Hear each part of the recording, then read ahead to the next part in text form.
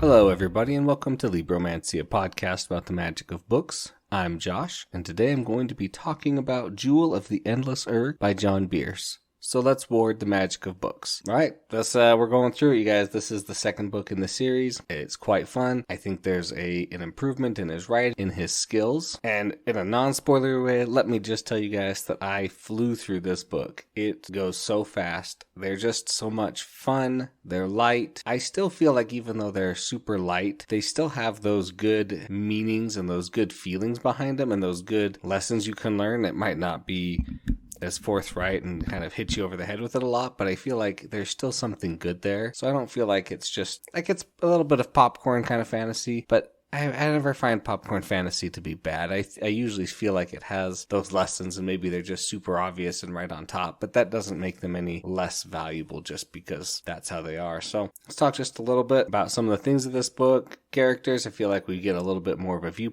more into each character. We're starting to branch off our viewpoints from just Hugh to our other crew, which would be, Talia, Sabe, Godric, and a little bit with Alustin. So that's good. We're getting more depth. We're seeing more parts of them. I like that a lot. The atmosphere was good. We're doing a lot of, I'm going to spoil a little bit for you here, sand travel. That felt nice. I really did feel like when we were experiencing certain things that you could feel like, yeah, that's what it would feel like, or that's how it is, right? You kind of get swept up in their emotions. And I do have to say this book does have somewhat of a unique plot. It's very exciting but different and has a couple twists to keep you going. So, all right, guys, I'm sorry. We're only 2 minutes in and I'm just going to have to start spoiling it because there's just so much to talk about. And so much of it I can't talk about without doing spoilers. So again, we're going to do full book spoilers. I'm going to try to stick to a very basic kind of run through of the plot first off, and we'll see how many tangents I end up taking before we get to the end. So the main plot of this one is that Alustin is taking Hugh, Sabe, and Talia along with Godric on a little trip around to try and get them used to some other things, do some training,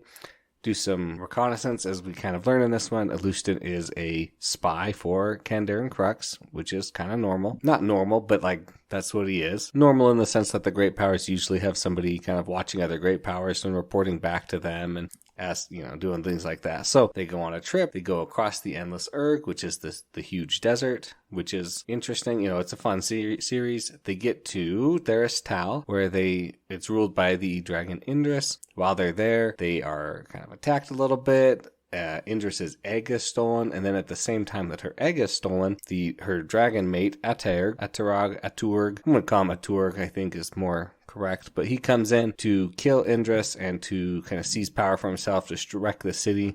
Hugh and his friends have to save the city, preventing certain things from going on, while Alustin fights and kills a dragon. So we're going to get into it. And then they obviously head back and have that was the worst summer vacation ever, but that's what it was. So let's talk about some stuff first. I really liked that we learned more about Hugh's affinities now. We're learning about crystal training. He still hasn't done anything with Starfire and Planar, but those are very high level risky affinities, so I'm totally chill with him just learning crystals because crystal is super useful and support oriented, which is what he is. He's firstly learning how to dodge, then he's learning how to kind of create crystal.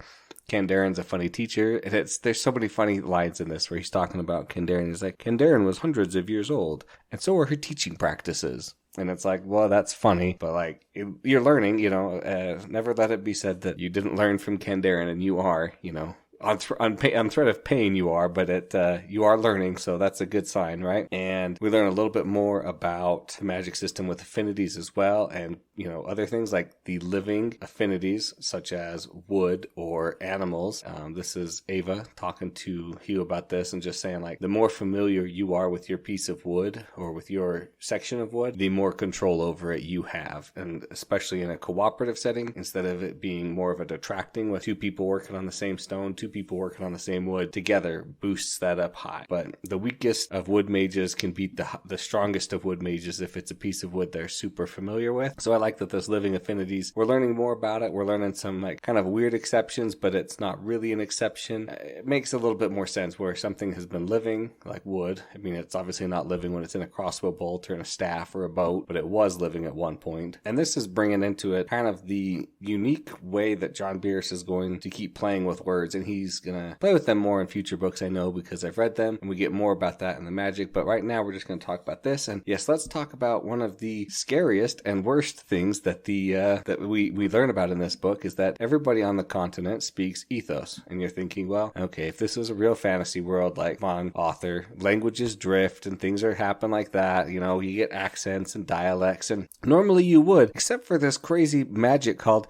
the Tongue Eater. Yes, the Tongue Eater. The Athonian Empire of long ago built a device that eats your language if they cast it on you, or against your language, right? They developed specific language affinities. They figured out how to do this, and they destroyed other languages. Along with destroying your language, it would destroy your culture. It would destroy people who only spoke it, become little more than animals, just kind of implying that, like, this language is what separates us from just beasts, you know, the ability to communicate, to talk, makes them lesser. And they did it over and over and over again, and then cast very specific magic that would last for ages. And I'm sure the Ithonian Empire was like, oh yeah, we'll be around to recast this in, 100 years, 200 years, however many years it's been. I don't remember. But now we're finally starting to see, the ramifications of that, where we are starting to get different dialects breaking off. Specifically, Godric and his father have this accent. And I want to say it's kind of like it feels like an Irishish accent to me. Don't quote me on that. I'm not saying that's what it is. It's got that, kind of melding of sounds together that makes it sound like that to me. But that is just the craziest magic ever. The Tongue Eater literally eats somebody's language. It would take dozens to hundreds of mages to cast it, but once it was cast, that language was gone. And it talked about how culture could, your culture could survive if you'd already learned the language and learned Athonian, and you kind of had, had time to integrate and stuff, then you would be fine, or more fine. You wouldn't be 100% perfect. But they didn't even just do this to their enemies. They did this to their allies. It's bad. Oh, and this is going back again. We're done with the Tongue Eater. Now we're going back to just some notable moments here. The anime call out where Alustin is talking to Sebe, and Sebe's like, I had to learn this technique. I have to do this. And Alustin's like, yeah, but you can't do it. And she failed, of course. And he's like, you can't just learn a new technique in the middle of battle just because you really need it. That's not how things work. You just have to practice, practice, practice. And then he drills it into her, that practice that she had missed. Well, not missed, because it was a new technique that she was just trying to get down, but you know what I'm saying. So we learned that Alustin has paper affinities and farsight affinities, and how sweet is it that with his paper affinity, he can create a suit of armor basically for himself and fly with it. That was epic. The fight with Atur, when he's trying to take him down, just awesome. Where I can't even describe it to you, but it was so good. It was so fun. He's flying around, he's dodging things, he's using his magic effectively. He's not just being like, well, I've got paper, I can't do anything with it, right? But he's, getting sharp edges on his paper. He goes for paper cuts over your eye on dragons, which is very dangerous, right? We're also seeing that he has his farsight affinity, so he can see kind of far out, and relay that and do stuff like that. It was pretty cool. He had a little mini fight with Eudaxus, which is Indris's kind of head guy, and he has a shadow affinity, that was kind of fun to see. It was very nice. And we learn, let's talk about Talia really quick. Talia learns what she can do with bones. She can put bones, like she can inject mana into her bones. Not her bones, but into bones, and they will grow and grow and grow and then explode. She takes out an entire pirate ship with a couple bones. It's epic. They stretch, they melt, they burn, and then they explode. It was so cool learning this. I like that we still get a little bit of a relationship between Hugh and Ava. That's super nice. I am a sucker for these kind of relationships where they get together and they're shy and they're nervous, and then they kind of get more and more and more, and we'll see what ends up happening later on. But I love it. I love that Talia's a little bit jealous of it, and Sebe's trying to play matchmaker and being like, hey, let's leave them alone, and the rest are like, no, and we learn that Godric is gay. That's cool, whatever.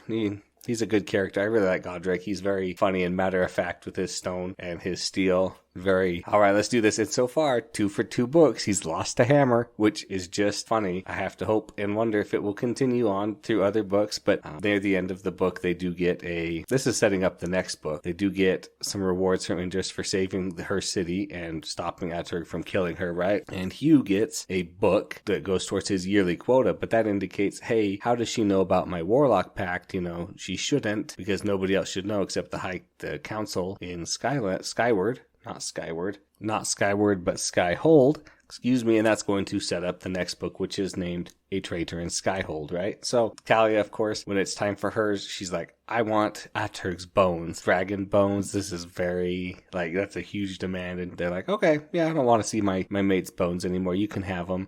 Sabé gets, I don't remember what Sabé gets. Hugh gets just an unspecified favor for later. And Alustin, gets to leave, obviously, with his life. He is the one that stole the dragon egg. And we don't know why Kandarin stole the dragon egg or wanted him to steal the dragon egg. It's a good thing he did because it stopped her from dying, of course, to the poison. But at the same time, like, why does she want? Is it just blackmail? Do this or I'll, kill the dragon egg. Do this and you can be on my team. What's Kandarin's goal? Wonder, is she going to be good? Is this a bad?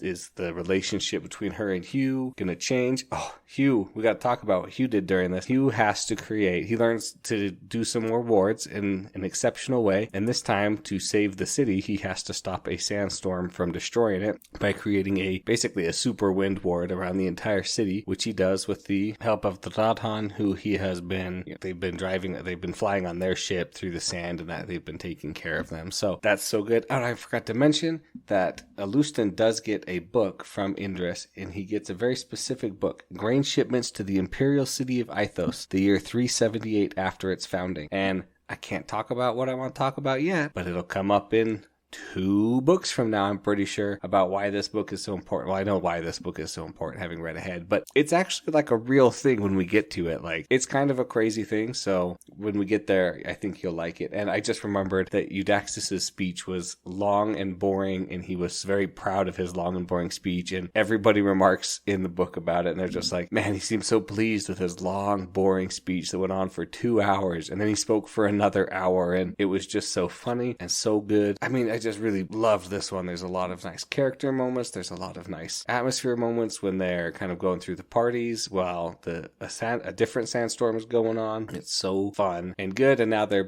headed back to Skyhold, where there could be a traitor potentially. So we're going to have to see about that. But that is going to be all I have to talk about. I did want to talk about the cover. Not my favorite cover of the book series. I'm sorry. It's a decent cover. Not my favorite. But that's going to be my last thought, you guys. Great book. Well, a little bit bad cover. But thanks for listening, everybody. Thanks to David Hillowitz for the intro and outro music. Of course, if you have any questions or comments, please send them to libromancypod@gmail.com. Please like and subscribe wherever you get your podcasts from. And remember to ward the magic of books.